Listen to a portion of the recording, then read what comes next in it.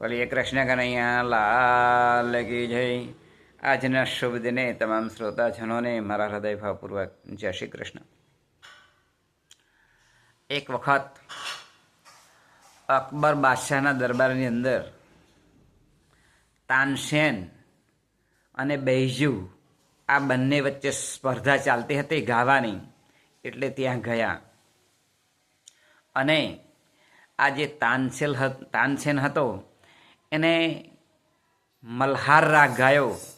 આથી હરણો તો આવ્યો અને એ મલ્હાર રાગથી તેઓ હરણો આવ્યો એટલે જે તાનસેન હતો એણે સાચા મોતીની માળા એ હરણોના ગળાની અંદર એ પહેરાવી. ત્યાર પછી જે બૈજુ હતો એણે મૃગરંજની રાગ ગાયો.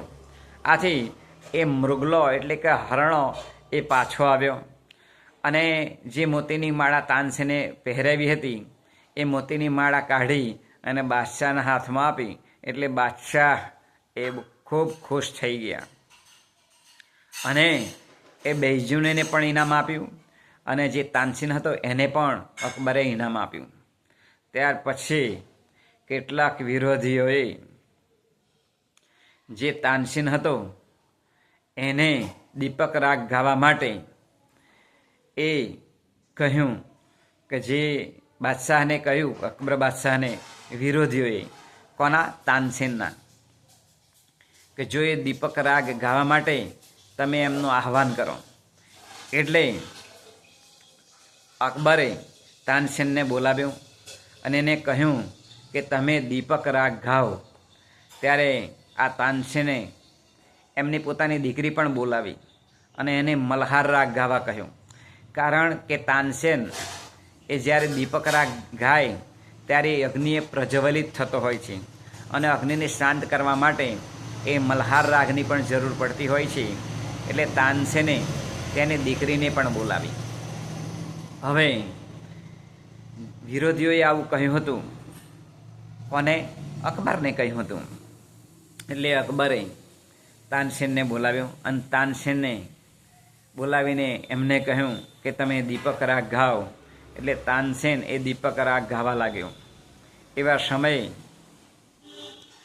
જ્યાં અકબર હતા તેમના રાજની અંદર જે દીવા બુઝાઈ ગયેલા હતા એ બધા દીપક રાગથી પ્રજ્વલિત થવા લાગ્યા અને અજવાળું થઈ ગયું. આથી અકબર એ ખૂબ ખુશ થયા અને પછી ધીમે ધીમે એ તાનસેન પણ સળગવા લાગ્યું. એટલે એમની દીકરીને બોલાવી હતી મલ્હાર રાગ ગાવા માટે. એટલે એમની દીકરી મલ્હાર રાગ ગાતી હતી, પરંતુ પોતાના પિતાનો દેહ એ દીકરીએ સળગતો એ જોઈ શકી. એટલે એને ખૂબ દુઃખ થયું. એટલે મલ્હાર રાગનો જે રાગ હતો એ રાગ એ તૂટી ગયો, ગાઈ શકી નહીં બરાબર. એટલે તાનસેન ખૂબ સળગવા લાગ્યા અને પછી ખૂબ દુઃખી થયા અને બળીને ભસ્મ થોડા ઘણા બળી ગયા અને એમનું શબ એ રહી ગયું. કહેવાય છે કે જેની તૂટી એની કોઈ બુટ્ટી એટલે કે કોઈ દવા નથી. હવે એમનું જે શબ હતું તાનસેનનું એ ગ્વાલિયરની અંદર લઈ ગયા. તેમને કબર બનાવવામાં આવી અને ત્યાં બાજુમાં એક આંબલીનું ઝાડ છે અત્યારે પણ.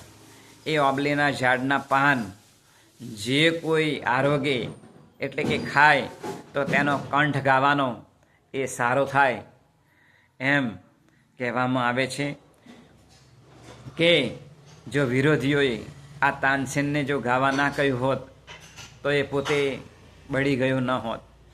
પરંતુ રાગની અંદર પણ એટલી શક્તિ છે કે મનુષ્યના દેહને પણ એ બાળી શકે છે. જ્યારે મલ્હાર રાગ પણ એવું છે કે પ્રજ્વલિત અગ્નિને એ શાંત પણ કરી શકે છે. માટે પોતાના જીવનની અંદર સુંદર આવા રાગો એ પોતે જો આવડતા હોય તો એ પોતે બીજા વ્યક્તિઓની અંદર પણ આધ્યાત્મિક રીતે સારી રીતે પ્રસન્નતા અને આનંદ એ ઉપજાવી શકતા હોય છે, આનંદિત કરી દેતા હોય છે. માટે આવા જે રાગો છે એ રાગો આપણે આપણા જીવનની અંદર આધ્યાત્મિક રીતે આગળ વધવા માટે ઉપયોગી થઈ પડે એ જ આજના શુભ દિને પ્રાર્થના બોલીએ. કૃષ્ણ કનૈયા લાલ કી.